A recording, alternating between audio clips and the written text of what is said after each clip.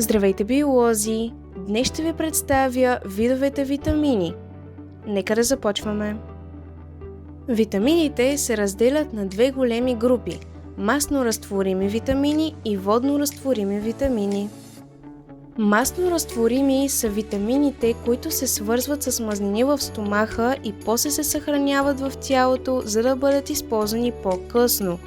По-малко вероятно е да изпитате недостиг на този тип, но е възможно те да се натрупат в тялото до токсични нива, обикновено заради прекомерна консумация.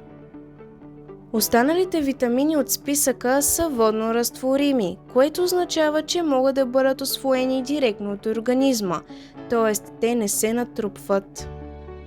А кои всъщност са масно-разтворимите витамини? Витамин А.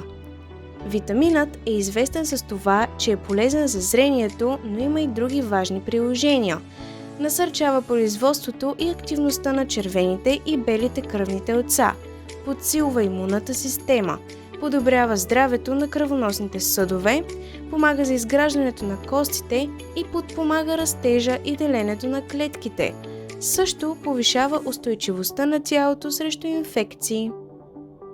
А храните, които са богати на витамин А, са яйца, моркови, млечни продукти, печени сладки картофи, пъпеш, манго и ананас. Витамин Д. Витамин Д, известен като слънчевият витамин, който има способността да влияе на около 2000 гена в човешкия организъм. Съвместно с някои хормони той спомага за правилната обмяна на фосфора и калция в костите и допринася значително за развитието на костната система. При недостатъчно количество на витамина, особено в детска ранна възраст, може да се развият различни здравословни болести. А храните, които са богати на витамин Д, са сьомга, особено уловена в дивата природа, скумрия и гъби. Витамин Е. Витамин Е е важен масно-разтворим витамин и антиоксидант, който помага за предпазването на клетъчните мембрани от увреждания, причинени от свободните радикали и предотвратява окисляването на лошия холестерол. А храните, богати на витамин Е, са бадеми, авокадо, лешници, броколи, спанак и зехтин. Витамин К. Този съществен масно-разтворим витамин е много необходим за нормалното зарастване на раните и развитието на костите. Има ключово значение за съсирването на кръвта и регулира нивата на калций в организма. А храните, които са богати на витамин К, са броколи, магданоз, коприва, босилек и спанак. А кои всъщност са водно-разтворимите витамини?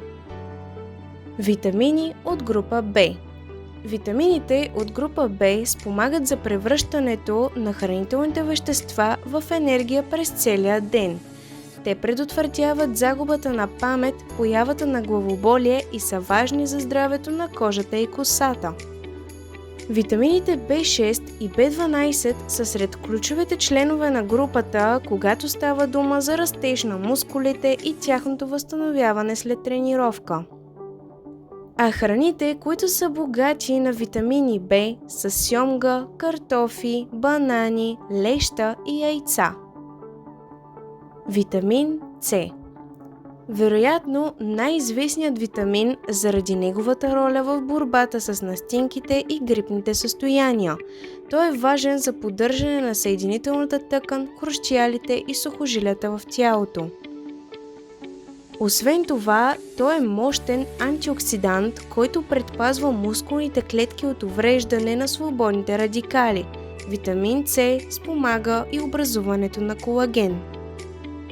А храните, които са богати на витамин С, са цитрусови плодове, портокалов сок, ягоди, домати, червени чушки и броколи. Това беше края на видеото, приятели. Надявам се да ви е било полезно и интересно. До скоро!